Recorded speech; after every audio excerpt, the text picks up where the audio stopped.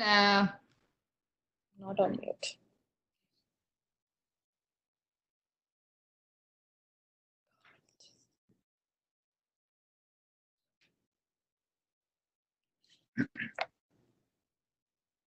Hi everyone, good afternoon. Welcome to the Excel session. So I'm calling this the Excel for data analysis session. And we are just gonna cover some basics of how we use. Um, okay, it is, it's just taking some time to load, I guess.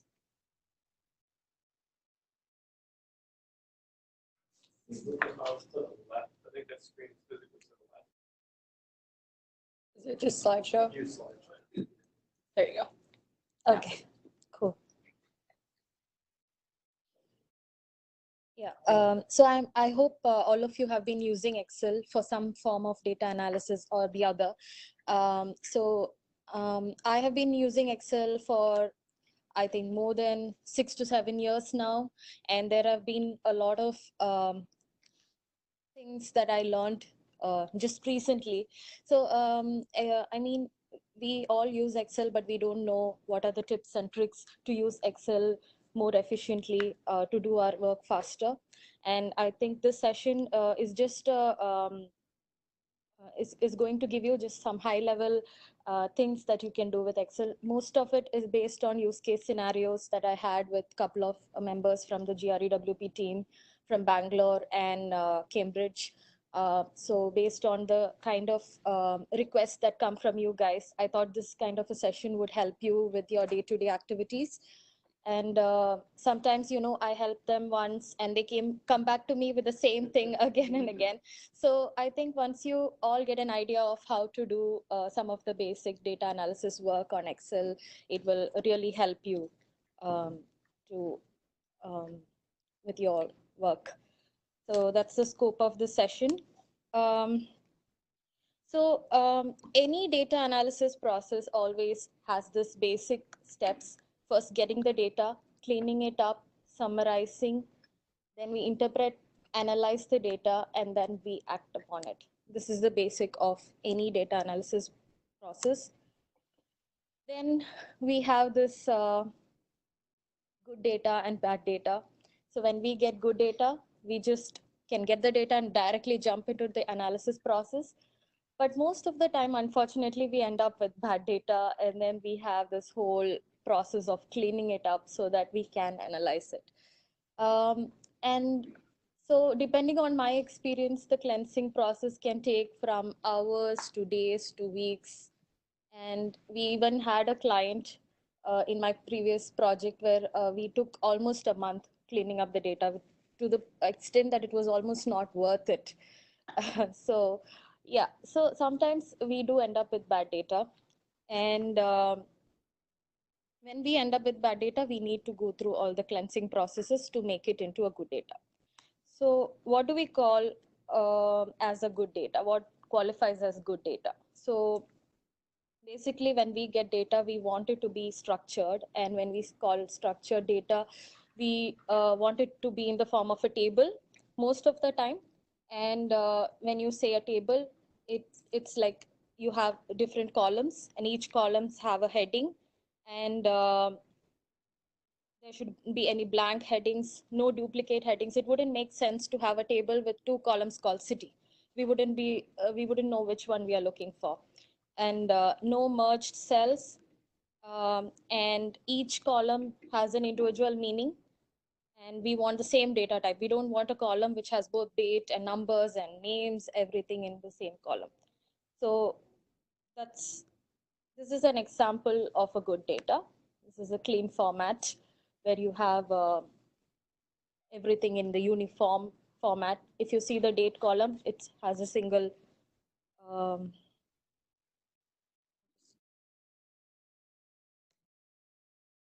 this is a bad format data. So yeah, so this is where you might end up with a lot of problems down the line when you're analyzing your data. The pivot table will not behave like how you want it to, or your charts will not behave the way that you wanted to. So so this is a form of a bad data. So this is the basic get data. First check it. If it is bad, you can go back to the person who provided you with the data, demand it in a good format, and convert it to a good format, and then continue with your data analysis process.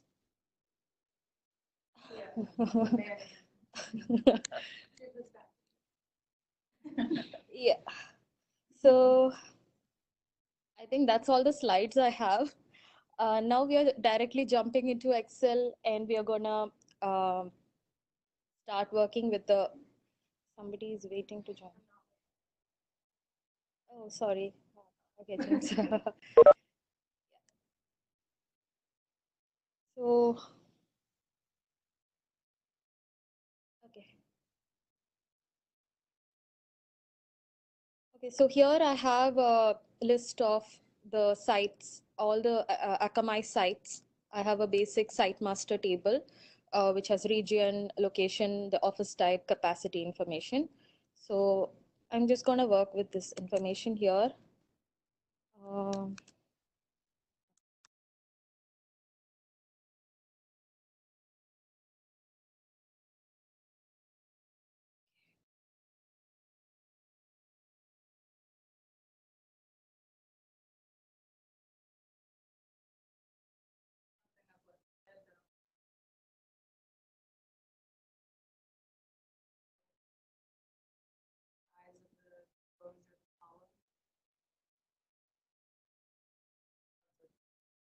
So, yeah, everything kind of looks, without having it be a different color. yeah. So you just click on the top where it has the two shaded triangles, Yep, and then what she did was, and then drag it to the point that she wanted. you can also do it at the top right now. Set the number. I can show you that again. So it's just, you can keep the, if you want it to uniformly be adjusted, you see the icon change to this dark black color, and then you can do that. So if you want to clear any formats, you have a symbol here which will clear all the colors and formats and give you very clean, basic type of data. Okay, so first I'm gonna talk about Excel tables. So every time we get an Excel sheet which already has some data, we directly jump in and start working with it. So to make life simpler, we have an option of converting this data into a table. So before I convert that, I want to talk about filters. So here we have a data, and I'm going to apply filters. Okay, so this is based on something me and James had a discussion about. So here, if I look at my filters, I'm only seeing Americas. So it's basically because, so what about APJ and EMEA? It got missed out in the filters. So this happens because when Excel sees a blank row, it separates the data and it does not know that this portion is also in the same table. So we need to explicitly tell Excel that this whole table needs to be filtered and not just this portion. So it just it just considers the continuous set of data as one table and filters only that. And this second portion gets missed out that way. So the correct way to apply a filter is you can select the entire table that you want to apply a filter to, and then select filter. Now you will see Americas, APJ, and EMEA. So this is a common mistake that happens. Sometimes we miss data because there's a blank row or a missing data in between, and we miss a bunch of data which falls beneath that. Is there a So way to select table? Like just say if it was a really big table, okay. is there a way to select like all? Yeah, so when you say Command A, that's your command button plus A. If you press it together, it selects the immediate range of data which is available in the surroundings. And if you want to extend it below, you can use the down arrow, shift down arrow, or command shift down. So it keeps going down till And the we'll go next, down till the next line, till the yeah. next blank, etc. So that's the shortcut of selecting your data. Couldn't you also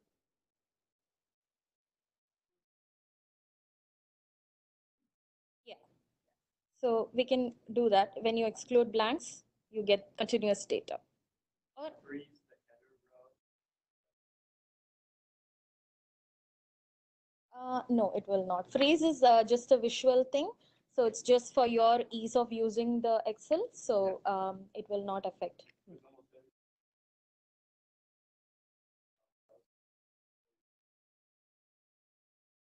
Yeah. That was true. Yeah. Tables. Yeah, it will not. Okay, so if you want to clear a filter that you have applied, just go to your home tab and just say clear, and your filter is clear, because you might not know whether the data that you have is a filtered data or a complete data. So when you have applied a filter, okay, let's say when you have applied a filter, so you have a funnel shape next to this. Hope you can all see it. That means it's a filtered data. So it's not easy to know whether your data has been filtered, sorry, not. So you can go and clear the filter to get the entire look and feel of the data. Okay, now just to make life a little more simple, instead of doing all this, we can just convert this whole data range.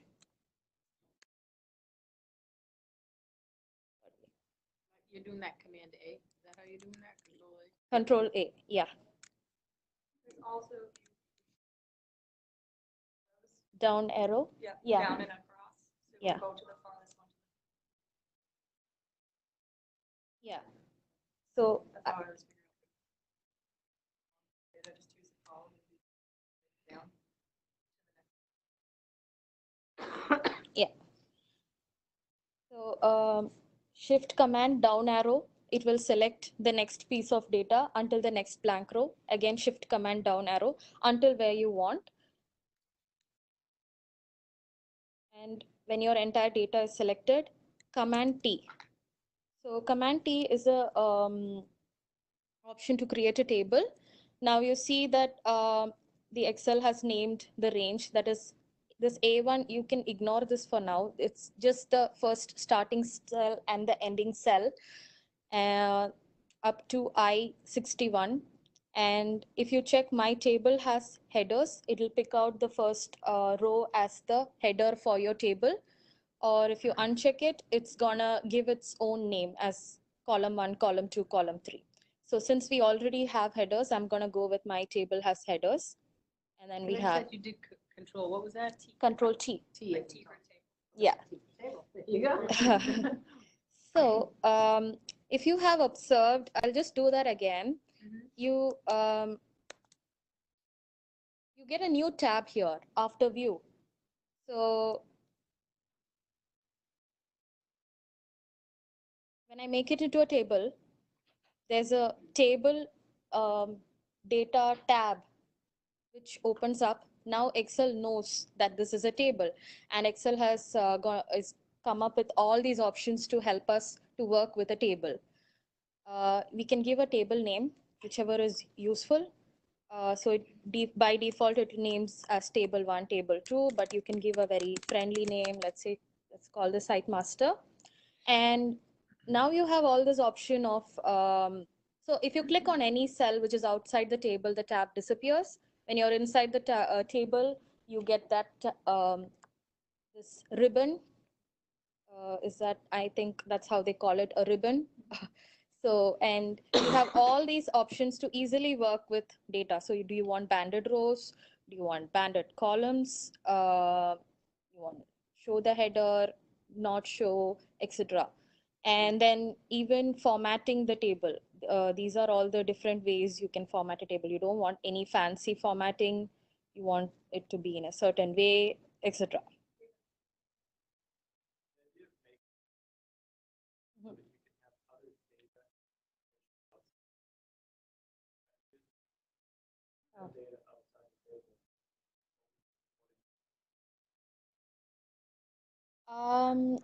In the same sheet, it will affect, but if you can allow tables to exist in different worksheets. So the main idea is to easily access a piece of data with the name, table name, and also it gives you the access to this whole range of functions, easy, quick access functions, which will make life and analysis simple. So you're saying if you had a link, So more of like drawing that boundary, creating the selection Mhm. as its own table, Yeah. the benefits of that, just so that you don't have to. Yes, yes. That's one primary benefit. Then it, That table directly. so here, if you see, this is the end of the table. You can see the tiniest kind of icon here, like a inverted L shape. That's the end of your table. And you can extend. So now it's highlighted and you can extend the range of your table, like, however you want it to. Like you don't wanted to add more columns. to add more columns or rows. That's how you change the table.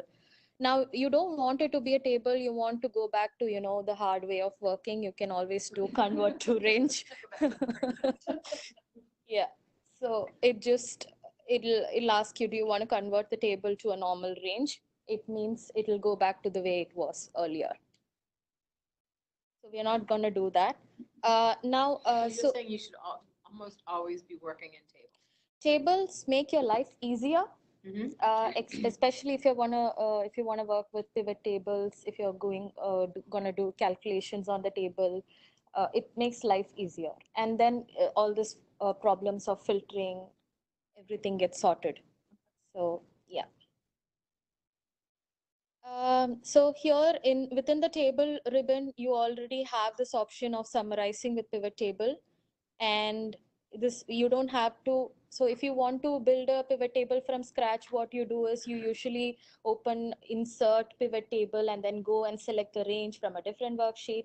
So here it has already given you like what's the table that you're going to use, and then you can select where you want to put the pivot table into, and then you get this view. So for those who haven't used pivot table is a way of summarizing data, like especially when you have metrics like measures, numbers that you need to summarize, like sum, average, max, min, count, those kind of data. If you want to summarize and give a very short and easy view, that's why when pivot tables come into place. Also, if you have dates and you want to view dates on vertically and horizontally, that's how you use pivot tables. So for example, now I have region here, all the Americas here, and then I have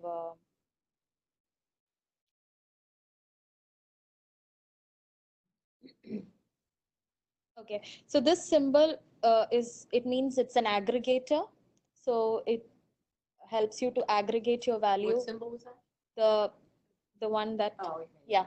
So this is basically where you put in your numbers Mhm. to count them, to find the sum, to find the average or the max or min. You can go to field settings and you can summarize by whatever mathematical function you wanted to do. And these are rows and columns, quite self-explanatory. And if you put region here, this is the view that you get. I wish I had a better table to show you the pivot function. or you could, So if you put office type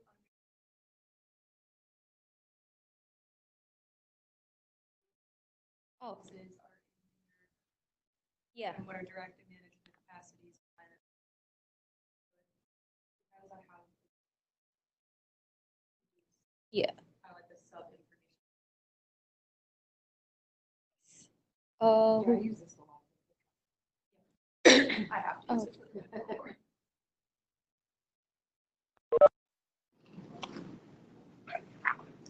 Okay, so that's about pivot table, and again the same thing applies for sorry.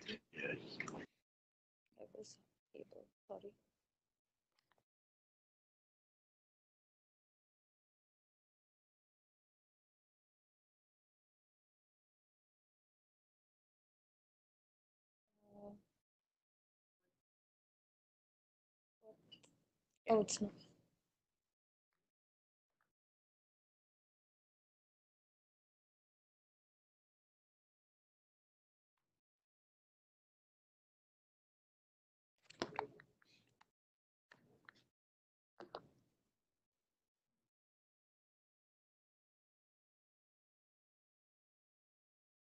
I don't know what happened.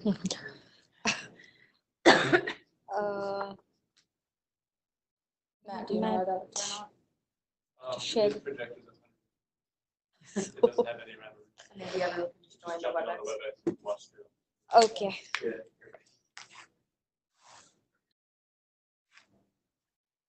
Everybody mute and turn off. Yeah. Especially me, I always. And the room is just locked. No, there's really nothing logical that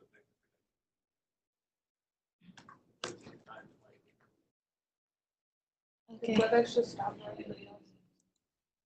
Oh, the WebEx stopped too. Oh, So there was an error. Oops. No, it's just. Okay. I think everyone's joined. Is everyone able to see the screen now? Not yet. not the screen, but Yeah. it's WebEx. Okay. Cecily. Okay. Great. Okay, so continue. Share on your screen. Oh,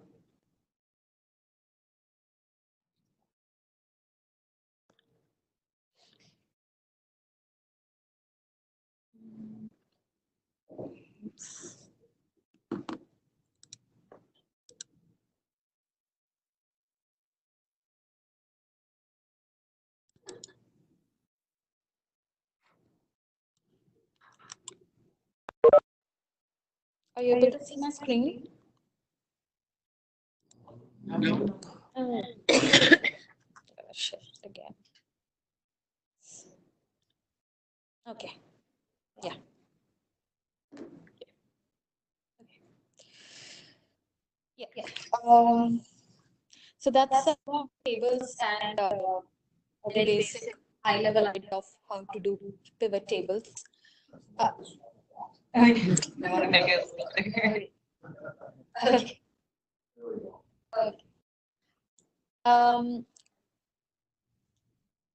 Next, we'll move on to different ways of cleansing data. So I have a file open now. Again, this is based on one of the use case scenario that we did with one of the team, where we want to split. We're gonna try to cleanse this data. So we have full names of employees here. We want to split them and see in two separate columns. We want to see them as last name and first name. So we have so the main thing is to identify where we want to do the split. So here we want to split it at the comma. So the comma is the delimiter. So to go to the data tab, we have an option called text to columns. So before you do that, again, another small thing that you can do, there's a remove duplicates. If you go to the data tab, we have a remove duplicates option. So yeah, so it was a pretty large column. So 56,000. Yes. So it always helps to remove all the duplicates. Yeah. Let's do that. Mine's frozen. Yeah. So, yeah, if you go to the data tab, and then go to remove duplicates next to data validation. And then it'll just identify. Change your life? Life changing. Security report. Oh my goodness. I'm really glad. I just did this like a week ago and I just did the crazy thing of separating the names, Yeah. first and last name. So that means the session is working. this is great, Leslie. I'm glad. Okay, next, But wait a minute, so now we're going back to separating these columns, right? yeah, we're going back to separating this column. This was a use case that Matt I'll worked see in this for 2000. Bangalore. Yeah. Okay. So we select the column that we want to split, and then there's this option text to columns. We delimited. Delimited is when we have a particular character which is separating the data that we want. Another example is, for example, in our previous organization, we had order ID and the year, like order ID hyphen year. So we wanted to split order IDs and year into different columns. So the hyphen was a delimiter. In this particular case, the comma is the delimiter, which separates the last name and the first name. So we use delimited option, go to delimiters. So you have comma, which is all there. If you have a different kind of delimiter, you can put it here, like if it's a semicolon or a hyphen or whatever it is. And then you say next, and then you Space, just the comma. Yeah. Space. There's a comma and space. yeah, I'm into that. So we can only use one character as a delimiter. We cannot use a combination of characters as delimiters. So if we have a combination, I'm going to show you how to handle the additional space that's going to come in front of the name. Well, So you we can have- actually, so like if someone had like two for, like they have like a double name and it's like last name, comma, double name, you could actually put in space and comma and it'll put it in 3 columns. Okay. Yeah. That. Sorry. Okay. Oh, you mean like here with the text columns? Yeah. Like let's see. You're saying space and comma? So you said the person with the 2 names, it became 3 columns. Or, Yeah, but what happens is you just want the first and last. Right. So then when the first name has 2 names, like a person, like person Garcia Santiago Diaz, he goes into 3 columns, and we don't want that. Right. So for this exercise, put it in. Yeah. okay. Yeah. So so again, we're gonna for the comma delimiter, and we have this, and now we have all this additional space in between. Now this is your last name. Is the font big enough? I mean, you And can make get it a little bigger. Yeah. Okay. Okay. There we go. And we have a first name. And so here there's an annoying space in between, and it's not manually possible to do it and leave the space everywhere. There's an easy way to do this. You can go and replace and say, replace your space with this. So that So you did not, so you replaced space with. nothing. But again, another thing is here you have the space that's getting the space between evangelos and the bracket. There was a space in between, even that got replaced, which we don't want. So again, I'm going to undo. That's not a very good solution. So I'm going to give you a better solution. We have a formula called trim function. Okay. And when I open trim, you can see here it asks for a text. So trim only Well, works how for did you text. open trim? It's just so okay. Sorry, when we are writing a formula in Excel, we always begin with equal sign. So when you put in an equal sign, Excel recognizes that we are going to enter a formula. Mhm. And after that, if you want to select any cell or anything, it immediately selects it as a part of the formula. So equal sign is the way that we start building formulas. Mhm. So we have formulas like sum, average, etc. So currently we are going to leave this formula called trim. What trim does is it trims off all the additional spaces in the front and back of text. Okay, so here I'm going to just trim, select this and enter. So your space in front of the name has gone now. Made a copy of it, new column, so the new column, you would keep seeing it. So now when I enter a formula in Excel, there are 2 places. So here you see in the right bottom, there's a cube. you're able to see the cube, right? So when I go on cube, the cursor takes a different form. That's how you know Excel is going to give you with more magic. So, yeah, so you can drag this and the formula gets applied to the respective next ones, or you can just double click. And That is magic. Oh my God. All the time I wasted also.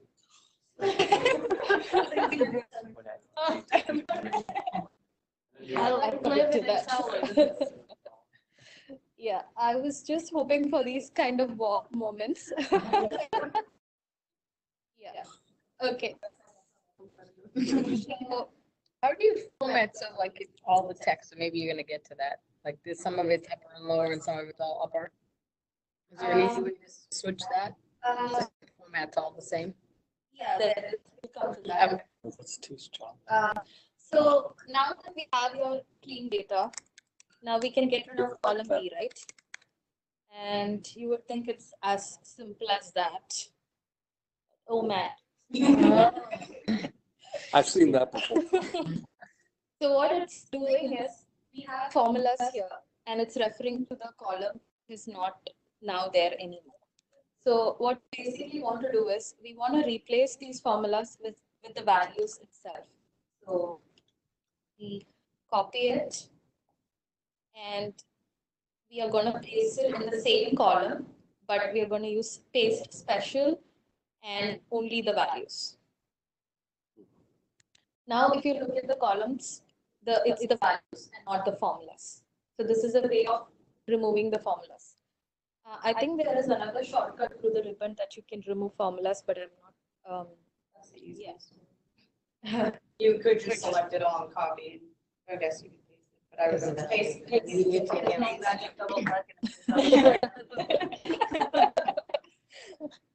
Yeah. Okay. So now I'm good to delete this column.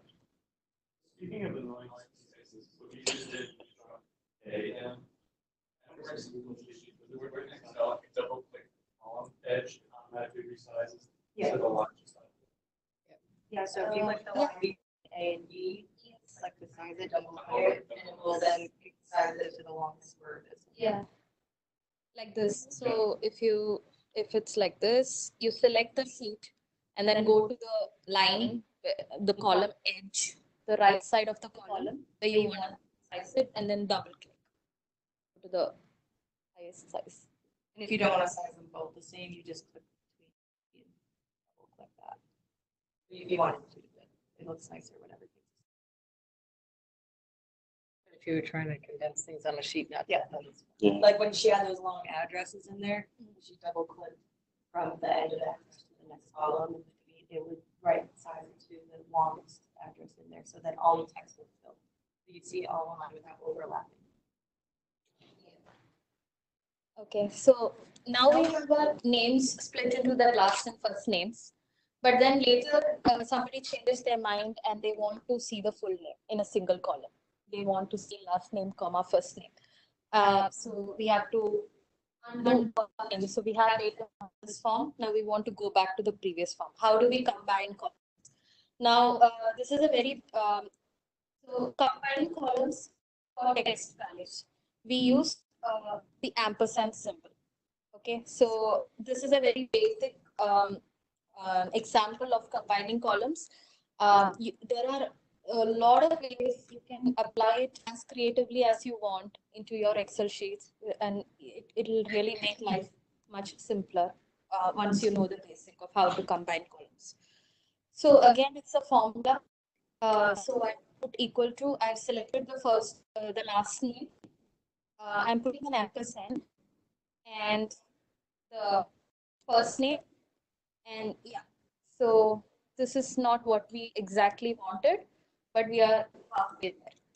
So we need a space in between, so we put the space through quotes, put a space, quotes, and again ampersand. So A2 is a string, ampersand, then space is a string which is enclosed in quotes. That's our manually entered character. Ampersand, A2 is a string, and now we have like this. But if you want a comma, you can just enter a comma in between, and With the comma go? If you put the comma in between in the, between it would go. Yeah, Comma comma space, yep, yep, yep. So if you wanted to do first name space last name, you would just do Switch the A. equals B2 yes, and quote space A2. yes, you can play around with this as much as you want, and it will, it's a very, I have found this to be the most useful technique to work in Excel with, especially when I'm writing SQL queries and all, it helps me out. So, yeah. So, again, the magic of dragging it down. And Is there a That's all. legend with all these? Like a cheat sheet. lines? Yeah. So if you go to formulas, you can actually go to scroll the formulas tab next to data. You can see there's a bunch of Yeah. different like subjects that you can look into. Yeah. Honestly, Google is my best. this is for you to explore in your free time. Yeah. Yeah. Although So, Google did not. But this is being recorded anyway, so you Yes. could go back and look at it. okay. Trying out. In all your spare time. You can Yeah, so that's about some of the case scenarios. Now we'll go to, I think we had conditional formatting next. Did you want to go through if we could set the whole names the same? The uppercase, lowercase? Yeah. Oh, yeah. Uh,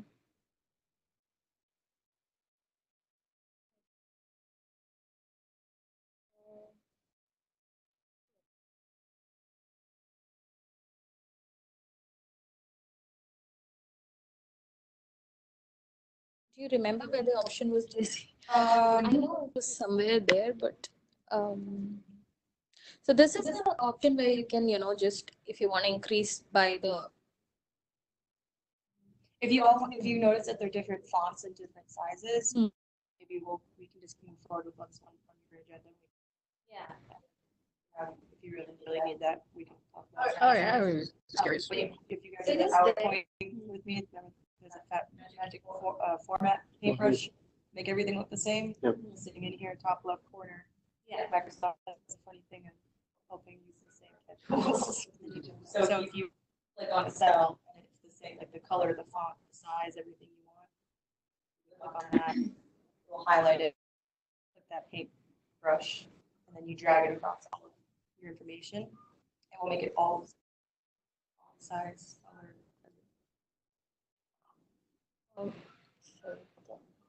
Uh, I think we're short on time, right? So sorry. Okay, so I'll quickly go through the conditional formatting. So, and then we can do VLOOKUP very quickly, but VLOOKUP is not supposed to be done very quickly. Yeah. Don't try it at home. Okay, so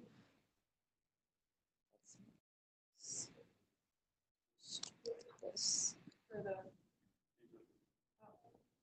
What is it? Shift F3.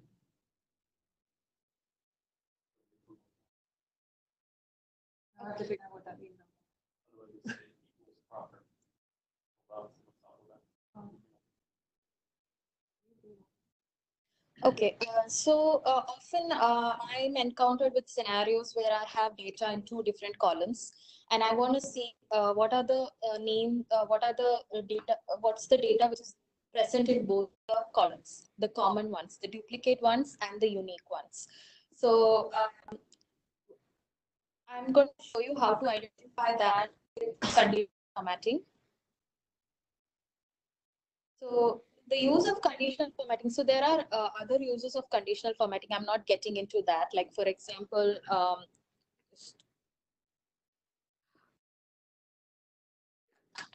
so conditional formatting helps you, get a quick view of your data. So what I did was I just added a data bar to the data. So, it'll show me, it'll give you a small mini visualization of how the data looks. I use it a lot to like, if I want to like see the numbers all within a range, I want to count them, you can add different. I like all around. You can actually count. They usually make sheets all the time. You can make check boxes. It's like, it's a yes, we agree. Yeah. Yeah. So again, we have color scales, which will also do the same thing. Select the data that you want and then go for color scales.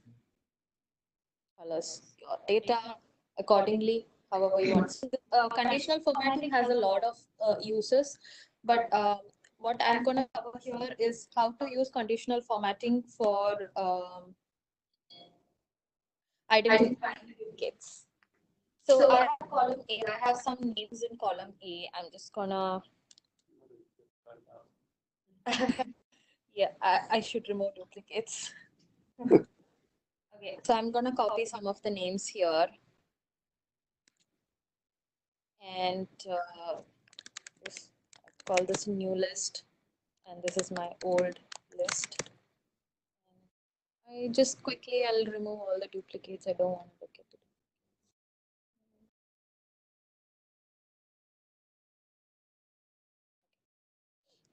Okay, so I want to see, okay. What did you click to get into remove duplicates? What did you click on that? Go to data and then. Oh, okay.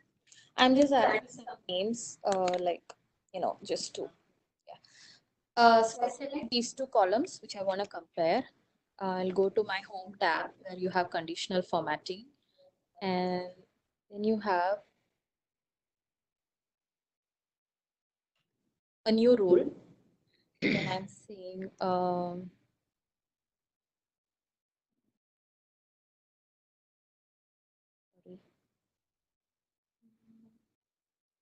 okay, highlight cell rules. We are going to highlight our duplicate values. And here, format. So here, this is selected by default format, only unique or duplicate values. And then here it's, you can, select unique or duplicate. We want to see which is present in both. And we say, okay. So you have duplicate. Yeah. We're gonna have another session after that. Yeah. And if you wanted the other way around, the names which are in old list, which are not there in the new list, names which are in the new list, which are not there. It's just that you have to.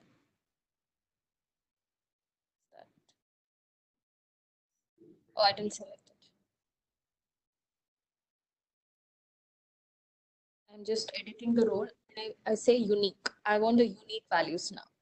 And just say okay. And the duplicates are not highlighted. Everything else is highlighted. So this is a very easy way of finding out names in a list, one which is not there in list two, or common names. This is a use of conditional formatting. And quickly jumping to VLOOKUP now. With that, we can wind up. I hope you're all able to understand, follow, or maybe you can revisit the recorded session. You can always come up to me if you have any doubts. So, okay. VLOOKUP. So VLOOKUP stands for vertical lookup. What it basically means is you have a value in a table. You have multiple values in a table, and you want to know value of, it's a huge table. You want to know the value of a particular employee or a particular employee number, something like that. We use a VLOOKUP function. This is a very basic VLOOKUP. I can just show you. So here we have employee number, the name and email address. And I have an employee number here. I want to know what's the email address of this particular person. So we are going to, this is called the VLOOKUP table that we are going to look up the value from. So this is how the formula goes. We say VLOOKUP. What are we going to look up? So we are going to look up this value, which is in column F2, comma,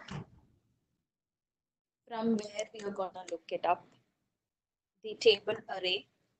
And we want the email address, which is basically the third, 1, 2, 3. So that's how we count it from 1, so 3. And we want an exact match. So we'll say false and close it and we enter. So we have given 10019, employee 10, make it a little bigger. 10019. It's interesting because you could have a list of employee emails, have this list there, and you can also have their manager name, and you could do a VLOOKUP for all of those. Right? You had the list of emails, Yeah. you could look up to see who their manager was based off of this table. So like if you're looking like, I have all those people from the email list, put them in a list, have this information, do a VLOOKUP, and you can just auto-populate all of their managers and understand. You can pull that manager's email too. So like, that's actually a good way to do it if you have a long list. Yeah. Instead of going through contents, finding each person, recording it down. None of us have ever done that before. It's there are some more levels. Well, this is a hard one. We don't have much time. Yeah. This is great, Leslie. Yeah, it was. Now I have to just go back and Watch it again. Well, watch it again. I'll play around with it. It's really playing around with it more than anything else. But watching it again too, just because. Yeah, so I think we But have, the first thing is to convert everything to a table and then go into the data and then like start manipulating.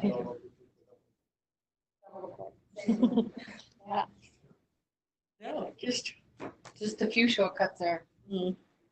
Well worth the time. Thank you. thank you. Yes. So these tabs. Just give me a minute. I'll just stop the recording.